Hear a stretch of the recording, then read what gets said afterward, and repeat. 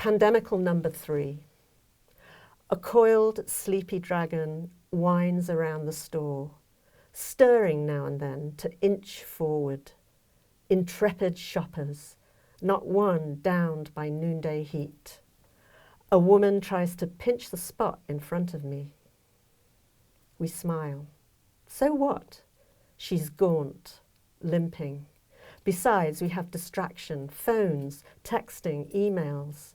One guy who's got a book is so engrossed, his satisfaction seeps along the line. Though masked and spread apart, tense from daring to venture out, we become celebrants of not dead yet, of deep blue sky, of rained on grass about as green as party garlands, until, at last, the entrance to the treasure house. A man, oldish, flower in hair, he's having a blast, doles out the wipes then, bright-eyed, lets us in. Charlotte, it's so lovely to discuss this collection with you, these Pandemicals. It's so interesting because so many of them are lighthearted and whimsical and fantastical, and then some deal with, we're going to look at some really serious issues that came up during the pandemic. When you set out to write this collection, did you intend on having some lighthearted works peppered in? Did they sort of come to you as you were experiencing the pandemic? How did this lighthearted, lovely poem about Trader Joe sort of come to be, its origin story? You make it sound like I planned it all. And I honestly didn't. It was, when did I start them? You know, the pandemic was unsettling for all of us in different ways. And I was tutoring, and I was switching to Zoom tutoring and all sorts of other things. Mm-hmm. And it reached a point, and this is true of me anyway, like I have to write a poem because I'm getting a little turned upside down, you know. And I think I wrote this, well, I didn't write this poem till about May, but the actual, from looking at my poetry notebooks, the actual going to Trader Joe's was in March, I think. And I think it must have been the first or second time that I went there. I'm pretty sure, because the first time I went, there was nothing on the shelves, right? This is true of a lot of stores. The second time, paper towels, the toilet. I had to order from Walmart's, you know, it's like, where are they? So I was driving to Trader Joe's, and I'm like, what is that? You know? And there was this long, you know, line of people all spread apart around the whole building. This is in Silver Lake. And I'm like, oh my gosh, you know, what am I going to do? So anyway, I just parked, put my mask on and joined the line. And I just kept thinking about that and thinking what it looked like. And at first I thought it was like a cat curled up. And then I thought, no, it's more like a colourful dragon, you know, or something like that. And so that was the beginning of it. And it must have been in my head. You know, it was in my head for several months. And then when I wrote it, I'm just going to take a quick look because I have a feeling that I wrote it pretty fast. And because all these details I remember very clearly, like it had just rained and the grass looked very green and the woman, I don't know if I should confess this, but the woman was actually, another time I went to Trader Joe's and she slipped in front of me. And this was actually when I was used to the line. And everybody else was like, okay, she doesn't look very well, let her go in, you know. And so that was the one thing that wasn't true to that one single experience, but everything else, it happened that way. The guy who was the old guy who was standing at the entrance, looking happy. He really did. He was fun. You know, he made us all smile. It's almost like a mini Alice in Wonderland goes grocery shopping, and I think that's what made this one, I think, stand out in your collection. Is it is so heartwarming. It is so fun and whimsical. Also, just your expressions here and there, intrepid shoppers. I think you really sort of hit on the experience of being in line. Especially green as party garlands, even to have the word party in a poem during the pandemic is sort of just such a lovely way to insert joy or hope into a time that was, again, really difficult and devastating across, everywhere, globally. So, it was just so lovely. What made you sort of choose, I guess I'm wondering, the line "not dead yet" also really sort of stuck out to me. I mean, as you know, a lot of these rhyme. In fact, I think 15 of them out of the 20 rhyme, and I rarely do that. I mean, I am a metrical sort of person. I often do iambic pentameter, which is what these are in, I'm like, why am I rhyming so much? I don't know. But anyway, the rhyme was not quite right. It's spread, they're masked and spread, and then the rhyme is the third line of that stanza. We become celebrants of not dead yet. So spread is really rhyming with dead. And I didn't want it to go so thud, not dead. I want it to be not dead yet, And even though it doesn't rhyme exactly, or the rhyme is slightly before the last word, I thought, it actually sounds okay. And I tend to do that anyway. It's like the formalists in my life will probably, roll their eyes. But I'm a little formalist. My model, not really model, but I really love his work, is Jared Manley Hopkins, who used sprung rhythm, which is keep it in iambic pentameter, but throw a few more syllables in between the beats. And for him, it just works beautifully. His work is gorgeous. That's interesting because how it reads on the page and even how you read it out loud, it really takes its time, but it keeps itself going. Which I think is so wonderful about your work. You don't really lose us at any time. You keep us going onto the next image. So that's really wonderful to know that was sort of the behind the scenes. And I've been doing iambic pentameter for a very long time. I've done other meters as well, but that's my sort of default.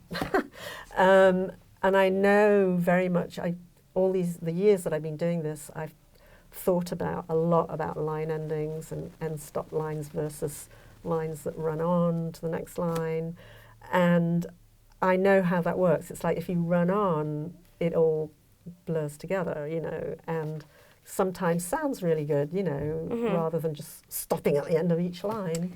So I very much have that in mind. And actually, to go back to something you said in your initial question about, first of all, I didn't plan any of this, as I said, and I didn't know what tone I would use. I just started. And the very first one actually has a slightly light-hearted tone. It's the first one I wrote fairly early on, and that just kept creeping back in. And I have an afterword, you probably saw that, at the end of the book, where I thought, I have to talk about this. It's bugging me, I have to talk about humour versus... I remember that, yes. Yeah, good. Humour versus really dark things. Right. Why am I doing, other people do it this way and that. So I explored that idea and felt relieved that it made me feel okay with it, because it just came very naturally to me, and even with the very dark poems. And so I did each one by one as it came, pretty fast over a period of about 6 months, Yeah, I think it definitely reads almost like trail mix. You sort of have a nice balance of everything. You have your nuts and your berries and your chocolate, and I think especially the order you chose as well is really wonderful because you didn't do it by section. Okay, here are all the really dark, depressing works, about death and things like that. Yeah. Here's the Trader Joe's whimsy and the dragons. So it was just really lovely to sort of go through your world, almost like a Candyland board game of COVID, which was a really, again, traumatizing time. But we sort of get to see it all, which is why it was so wonderful. Most of your poems are, they have stanzas. They have usually a set number of stanzas. I want to say 4. Yes, right? They're all 16 lines long, 4 stanzas, 15 of the poems rhyme, and they are in iambic pentameter. That's the bottom line, yeah. And I think what's so interesting is because of, I don't know if you noticed this, maybe as an author, reader versus just a reader, that it really brings your poems to life because you sort of have this form, you have this sort of cocoon, you keep everything in, and then it's sort of free to be what it's meant to be inside of that. So when you were writing, did you find that limiting? Did you find it freeing because it sort of allowed you to give life into something you had to stick to? Were there poems you loved but you couldn't put in because they ended up being longer or shorter, or? No, I've got some notes in my poetry notebook saying, why am I doing this? Because I started, as I said, with the first one, which was in that form, and then I think fairly soon after that we had our poetry workshop, and so I thought, oh, a good opportunity to try them out as I wrote them. And I just couldn't get away from the form. It just kept coming and coming and coming and coming. And I thought, okay, there's a reason for this. I'm not quite sure what it is, but I'll keep going until I stop, you know? And I mean, you're looking at it as a reader, as a critic, you know, and I try to do that. Sometimes it's hard if you're the writer. And I did think of the container idea, or like, maybe that is a way of holding this stuff together, but I'm kind of making that up. I just did it. Pandemical number 5. Doctors say the lungs of those near death from COVID fill with holes like Swiss cheese. So graphic a phrase, it almost stops my breath. And it's not a cheese I like. This disease is more of a young Fontina, I would say. Small-eyed, rich, nuttier. I'd rather think of cake. I know. There's one with a perfect name, Phaneropita, the cake for lost things. For the Greek saint Phanorios, to whom you pray if you lose a thing that means a lot, for whom you bake if it's found, and for whom you eat a cake that's a mix of oil and orange. Fittingly, he was a man who knew sweetness in his love of God, but also bitter strife, tortured to death for his beliefs. In these cheesy times, who'd sacrifice a life?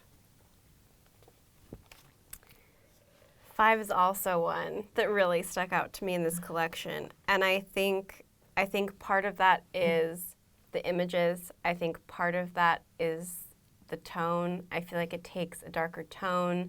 But we still get Charlotte from it. We still get a bit of whimsy in it. We talk about cake and cheese. Can you just talk to us about the origin of the like Swiss cheese line? Because that's so unique. What gave me the idea for the poem was that phrase, and I saw it in the Washington Post. There was in June, gosh, I even remember the date, June 11th, 2020, and it was a story about a woman who had a lung replacement. Yeah, I mean, I actually get really emotional about this, and she was close to death, you know, and of course, they had to take out her old lungs, and they were, I mean, I won't go into it, but they looked pretty bad. The newspapers had the picture of it, and I'm like, but some doctor said it's just like Swiss cheese, you know, full of holes. And I saw that phrase repeated several times, and it was in medical journals, and I'm like, okay, it's okay for me to use it. And so that's where that comes from. And then, you know, as I said before, it's a poem I'm not entirely at ease reading because there's so much difficulty about COVID in it and the lungs, and yet there I go again, you know, launching into some, as you say, whimsy. And I'm not sure why I did that, really. And again, I think partly it's me. I mean, growing up in England too, people do that. And on dark topics, they tend to make jokes. Also, having been a journalist, I know what it's like to be in a newsroom when there's a disaster going on and everybody's cracking jokes, you know, and it takes the edge off, usually. And I think I have that instinct, so I do it.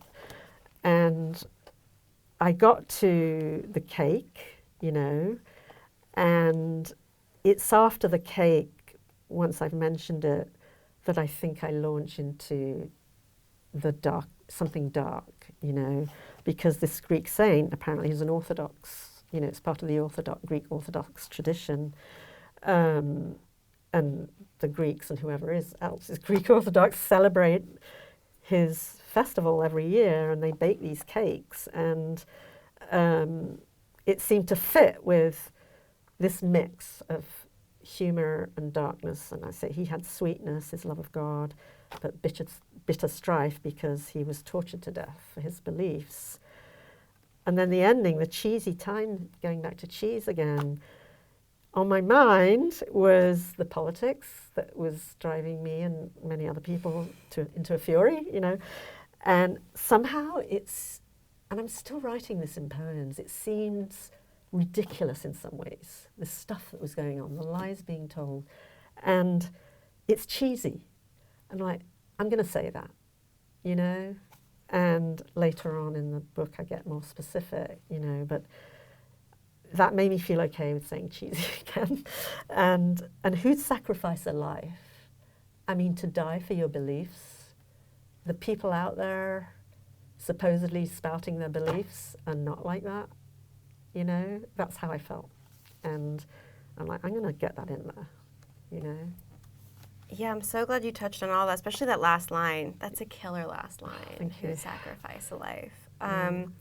And something I think that I appreciate about your poems, I'm sure other people do as well, is the asides. We really get into your brain. And I think you do things with whimsy, but with such respect, because you sort of use that quote, you know, like Swiss cheese, but then you even have the asides so graphic a phrase. And I think you're so conscious about how you pull things from places or what you discuss or how you discuss them.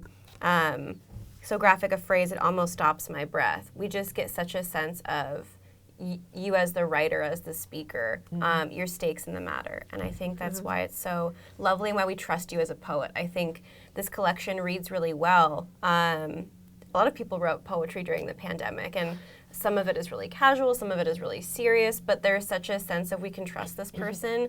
And I think your verbiage sort of establishes that throughout it. So especially for this piece, those lines are so crucial, you know, so graphic a phrase, it almost stops my breath. What made you sort of bring in this Greek saint into this Swiss cheese, death, hospital world, medical world, and then you sort of are bringing in this other person in the story and this cake? So I guess in your mind, what was the marrying of the two? Well, it's so funny how writing a poem, I just wrote one like this actually, where coincidentally you see something and you're like, that's it, I've got to put that in the poem. And I don't know at what point, I think the Swiss cheese came first, and fairly soon after that, I saw a post by Alicia Stallings, who's an amazing poet to formalists and in the world at large. She's just a very, very good poet and a lovely person. I've actually taken workshops with her. And her, by the way, if anyone's interested, her writer name is A.E., you know, capital A, capital E, Stallings. But she's Alicia, you know, she goes by Alicia. And she lives in Athens. And she mentioned, I think on the day of the festival, oh, it's the day of the Greek saint Phenorios, and I'm going to bake a cake. And she did a picture of the cake. I'm like, that's something I can do, because it was really simple. It's really easy to make. So you made this actual cake? I didn't make. I had a friend with a birthday coming up in November, yeah. And I thought, I'm going to try it. And it worked out beautifully. That's also such an interesting juxtaposition, a well-baked cake. Like pulling, now I read this over again or just glance over it again, you know, we have someone in a hospital bed getting a lung transplant, and then we have a cake being baked, and just, that pull of those two extremes in life, especially during this time. People having such hope, people trying to find such joy, people baking bread, people growing closer to their families, and then we have death. And it's just, I can feel that pull in this poem, and I think that's what makes it so interesting and compelling. Well, you know, the other thing was, I should just say, it has a name, you know, it's the cake for lost things. And I'm like, that's perfect, because everybody's losing things. But the festival is about finding, you know, you find them, and then you make cake for this saint. Thank you, Saint Phenorios, you know.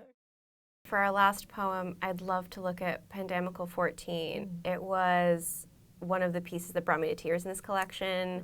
It was one I have a lot of questions about, and I think one that I'd love to hear you read. Pandemical number 14. The village I cannot visit now slides in glimpses through my thoughts. The cows grazing meadows by the river Saw that lie across from a field where my father's aging into earth, his quiet body giving way at last to what we're all made of. I'm oddly shaken to think my body's a living piece of him. So he's still here, laid to rest, but living on in me. Cliché, you'd think, but having felt so separate for so long, my life, I cannot say what all this means to me except that more of me is there than I had thought. But oh, I want to see the village, my stepmother's garden, to hear the blackbird's song, to smell a rose, clink cheers, and talk of jaunts we might embark on. I really just want to start by just noting the depth that this one has, the warmth this one has, talking about your family back in the UK, and we really get a sense of missing. Something is missing, something is being pulled on, and especially the other two we looked at, this one sort of shifts into this other world that I think you bring in, especially your last poem at the end of the collection sort of has this too, this sort of deep thought, resonance, appreciation of things, and I just sort of want to start with its origin story. Were you missing home? Were you talking to a family member? Was it a fever dream? You woke up in the night sad, missing, longing for this place? I've lived away for so long. You know, I came to this country in 1977 and I came to LA in the end of 1989. So the bigger part of my life has been in the States and here, you know. But there's this thing, I think everyone has this who's moved from one country to another inside you that's emotionally connected. And I've always, when I lived there growing up, we used to go out, my father was very active, we went hiking and doing all sorts of things, and I was really attached to the British countryside, you know, and that's part of what's coming through here is my connection with the land, you know. And my stepmother, who has been my stepmother, gosh, just before I came to LA, they got married. So what's that, however many years, over 30 years, you know. And I get on with her really, really well. I love her, you know, she's wonderful. And my father actually died in 2016, so he'd already been dead a few years. But I go back and visit her, you know, in this little village in Leicestershire, and it's very near the River Saw. Where she lives, it's fairly narrow and small and sweet, and there are fields all around it and cows and whatnot. And so, yeah, it was missing the countryside, it was missing England, missing the visits, and missing my stepmother. I knew I had to get my stepmother in there because she means a lot to me. And we do go on these, quote, little jaunts, you know, sometimes daytime, sometimes several days. She was a nurse in her profession, but she was very literary. And we can sit and talk about poetry for hours, actually. And she's of the old school, you know, she knows a lot of old ballads and Rudyard Kipling and all the old British poets. And she teaches me stuff, actually, that I didn't know. But it's more that she's very human and very grounded, you know. That's so interesting that your stepmother, you have such a close relationship with her, because I think that warmth really finds its way into this poem. And I think we sort of have two threads throughout this poem, which is loss and the past and sort of the present and the absence of the present, because you want to be there. When you talk about the here and the there, there's so much living on in me from your dad. And in your last stanza you say, except that more of me is there, and the there is slanted, right? When you're talking about the there. When you're referring to that there, are you referring to your family, the UK, just maybe a piece of you that is not able to be there because you can't travel? We had a long, complicated relationship, my father and I. In fact, since he died, I've written several poems about it, trying to be honest, you know, about it. And times it was very difficult, and I wanted to be separate. That's why the word separate is in there, for so, having felt so separate for so long, my life. And then when you're younger, you tend to think, where am I going, And now that he's dead, he died in 2016, now I'm taking, I suppose this is a bit more philosophical, like he's buried over there and I'm over here, except that I'm a part of him. I have to face up to that fact, it's like I'm his daughter, And I've never really felt that way before, and it was kind of a little bit of a revelation to me. As I say, it sounds like a cliche, but it's not something I've thought about, and here I am thinking about it. So the connections that I've made, with the land, and then with him, and being okay with that's huge for me. Yeah. And I think that metaphor is really beautiful, because even people who are down the street from each other but can't see each other, part of them is somewhere else. Or even people who have family friends in the hospital but can't go into the hospital during certain times, especially the peak of COVID. They're alone and they're not with people and they're not there. So I think this poem in particular was so touching because of the idea of absence and presence. Because on one hand, you're realizing the presence of someone in your life, because all of a sudden you're part of them, they're part of you. The legacy lives on, stories live on, parts of them live on in you. But at the same time, that presence also means the absence, because it brings to mind the fact that they aren't in person and they aren't here. And I think that's just a really beautiful poem to sort of put in a collection about the pandemic, because so much of us were trying to be in two places at once, or wish we could have been in two places at once. Oh, Amanda, that's incredible. Thank you. That's a beautiful interpretation. I mean, you said it, And I hadn't, at the time, I wasn't I was trying to figure out, well, what am I saying about England and the village and me and my stepmom? I hadn't quite gone beyond that, but you're absolutely right. Everybody had some of that feeling, So right. Thank you. Yeah. Well, thank you so much for sharing this collection with us. I think it's something that even as the pandemic changes, shifts, it's lessened over time, we can say, to a certain extent, in terms of mask wearing and death tolls and things like that. It is such a special and personal time capsule, and what I love is you put so much of yourself and your soul into this work. So we're lucky to have this. Thanks so much.